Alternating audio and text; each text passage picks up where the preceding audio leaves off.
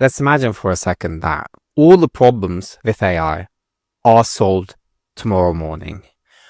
It is using green energy. It's not polluting the environment.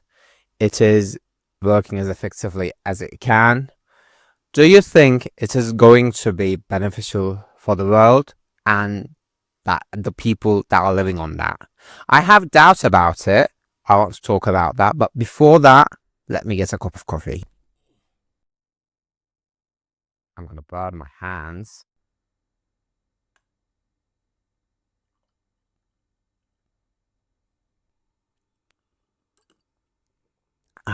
Okay, now that that's out of the way, let's talk about technology and digital life because I have some worries. So let's start with internet. I'm going to get into AI, but bear with me for a second. So the internet and all the devices that are associated with the internet have been marketed as life-changing or make your life easy devices or applications for so long. We have been promised to have easier connection, better connections with people that we know, or make better connections with people that we don't know, get together way easier, and make our lives simpler, make our daily lives easier, make our daily chores easier. And okay, so I get that. So to a degree, it is doing that. In the hospital that I work, our seniors are talking about how they used to do things before the internet, and it's just all paperwork. They used to fill the files and documents of patients by hand, each one of them, and it would end up being these very huge documents and files. And I cannot imagine doing that right now. It would take so much time. I would not feel like a physician, but I would rather feel like just a writer, probably. And I get that it is making many things easier. But the problem that I see with, for example, with my patients is that in the hospital that I work, the appointment system is all online. You can get an appointment online without talking to anyone. And almost all of the patients, I would say 80%, I have not done any research on this myself to figure out how many of them are using the online digital system. I would say more than half of the patients that visit our offices on a daily basis complain about how they cannot use the system, or how they cannot get an appointment with the digital system. And I know for a fact that you can get appointments digitally quite easily, because sometimes as I am a human as well, sometimes I also need to get an appointment, and I know that it is quite easy, and our doctors are usually available in a few days. So this makes me question why our patients are not able to use this rather simple online tool that they can use for their appointments, but they can use social media quite efficiently, or at least most of them, I imagine. I have not done any research. These are all the things that I'm going to say are just observations, but from the things that I see with my patients, or from the things that they tell me, I can kind of understand that they use social media because they ask me things that they see from social media, but I also see them not being able to use the digital online tools that can be used for their health. So what I see from this example that I'm laying is that people in general are able to understand social media easier than healthcare services, digital healthcare services. So in another way, people are using online and digital entertainment way more efficiently than digital healthcare applications. So this can be also because of the complexity of the applications. That there has to be some research on that. But because of my thesis, I've been reading quite a lot about digital health literacy, and I've seen that even in the most developed countries, people are struggling to use online applications for their health because they have some worries about them in one way or another, and it is making them vary about the applications. But most people are not that worried about social media, and it is there can be way too many questions about this. Is it because of the complexity of the applications?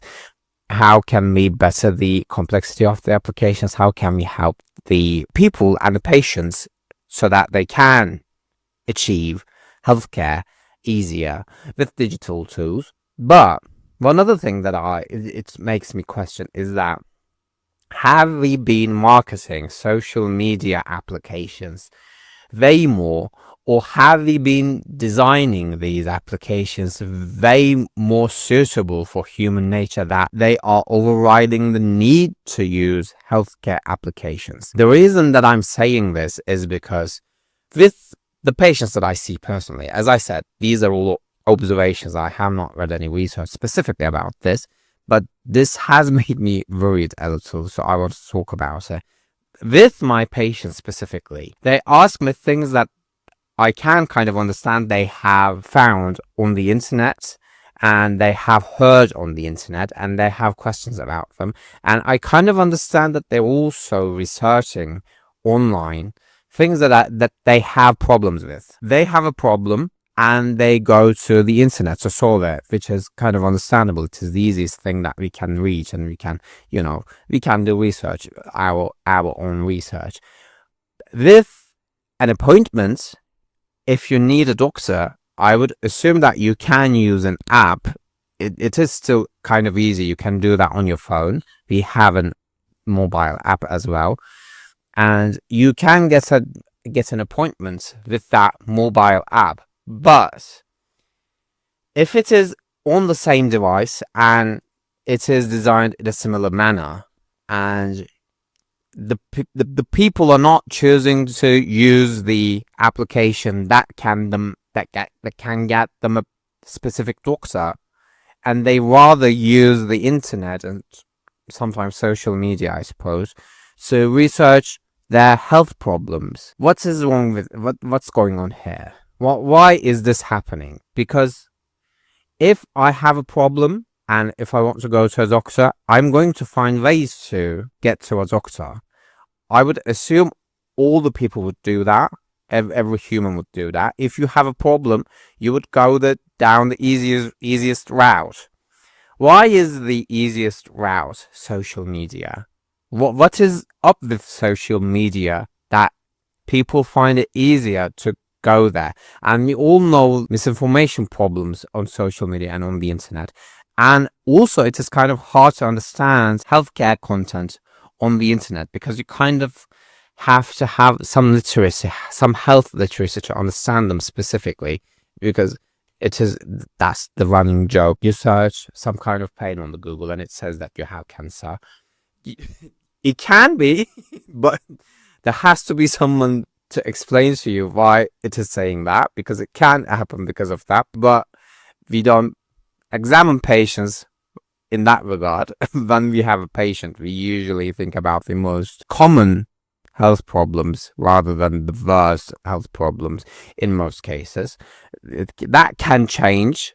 I think that is the artistic side of healthcare.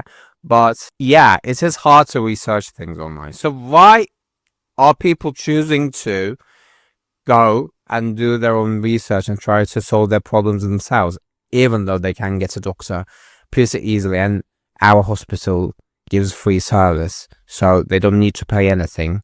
They just have to get to the hospital and get to their appointment and talk to their doctor to solve their problems.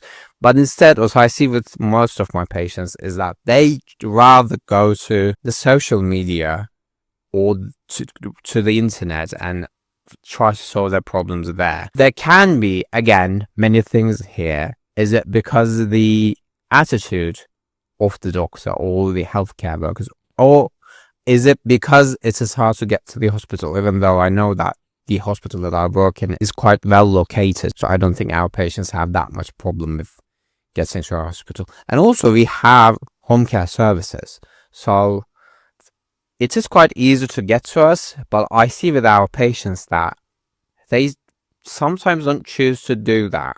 And like I said, something in me is telling that it is because the way the social media is advertised or it is designed. So I think we all know that social media is designed specifically for human nature. It is designed to make you addicted. It is designed to keep you on the site or on the app so that the owners of the app can make the most profit by selling you advertisements.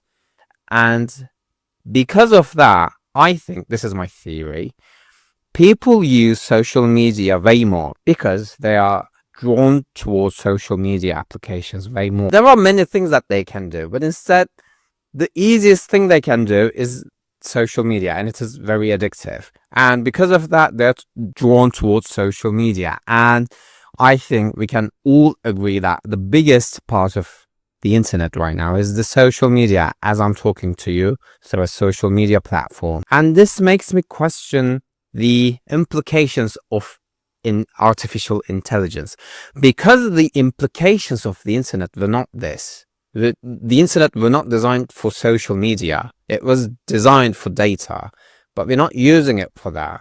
We're using it for entertainment, basically, and addicting ourselves and giving ourselves easy and free dopamine somehow.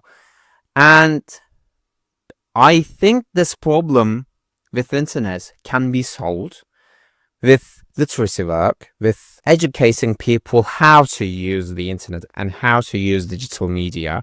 I know that there have been some attempts of doing this by governments, by giving children digital tools, digital devices, electronic devices at the school.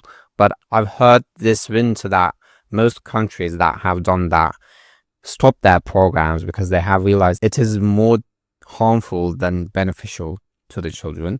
So many people are doing other literacy work on digital content and digital media, but it is still quite hard to understand. The people that understand the internet and digital content are mainly the billionaires and the rich, but they are keeping their knowledge to themselves because they're profiting from that, so we're not getting that from them. And as they have the most experience with digital media and digital devices, I think we can quite safely say that they have the most mastery on this issue, and it doesn't seem like they're going to share that with us. So this makes me question AI and how it is going to affect the society, because like I said in the beginning of the video, if every problem with AI have been solved tomorrow, I don't think, this is my theory, I don't think it is going to benefit most people. I think a small group of people are just going to use it to make more dollars, and the rest is going to use it in the capacity or in the way that that small group has decided for them to use. I know there are some implications for AI. I kind of understand what it is doing now. I'm not really experienced with AI. As a doctor, I have not really needed to use it to be specific, but I kind of understand how it is working, and I kind of understand how it can be beneficial for people. But even with artificial intelligence, which is also old technology than the internet. Internet was, I think, invented in the 80s or 90s. I think it was publicized in 90s, in 96 or something like that. But people have been working on artificial intelligence since 50s, I think. People have been working on it for decades now, basically. But the way that we use AI right now, it is so far away from the things that the first scientists working on AI have been intending it to. It has turned into this very different thing, and that is why I'm worried. With technology right now, in this current age, I think the biggest problem we have is implementing the technologies that we have. We're not implementing the technologies, we're just giving it away, and we're using it it so that we can mine more dollars. That is what we're doing. I imagine people in the past, I don't think they had this problem that we have, that if there was an invention in their times, they were not really worried about it not being used in the proper manner, because before it was mass produced, there were people that mastered how to use it. They were not distributed as vastly as the inventions we have right now, but they had still time to master how to use it so they can use it for their advantage. Right now, with the technologies that we have not mastered how to use them, and we don't know how to use them for our advantage. I don't think there have been a time in history that people have been so against technology as much as this time. You can see many people talk badly about AI, talk badly about the internet, talk badly about digital devices and electronic devices. There is this huge public view on technology that is quite bad. And I think there are questions to ask that before we make a new development. I don't think we are going to be able to stop AI from developing. It is going to develop. But the best thing we can do is to learn how to use it properly. If we don't know how to use the internet properly, maybe we can start with that. But I think the things that they are worried about AI, all the art things, how people are using AI to make art and sell it and make profit from that. Like I said about the internet, people are going to find ways to make profit from AI, and they're searching for that way. They tried it with art. If it's not going to work, they're going to find another way. We need to find a way to use these tools for our advantage. We need to search. We need to talk to each other. We need to ask experts maybe how to use them correctly, and we need to listen to those experts so that they can help us. We need to listen to those experts rather than the billionaires, I suppose. I'm very curious about what you think that is going to happen with AI in the future. I would like to know. So if you have your opinions, please leave them down in the comments. And yeah, you can subscribe to my channel. I make videos like this. If you have liked this, you can find more on my channel. You can get into my channel. And until next time, take care of yourselves. Bye.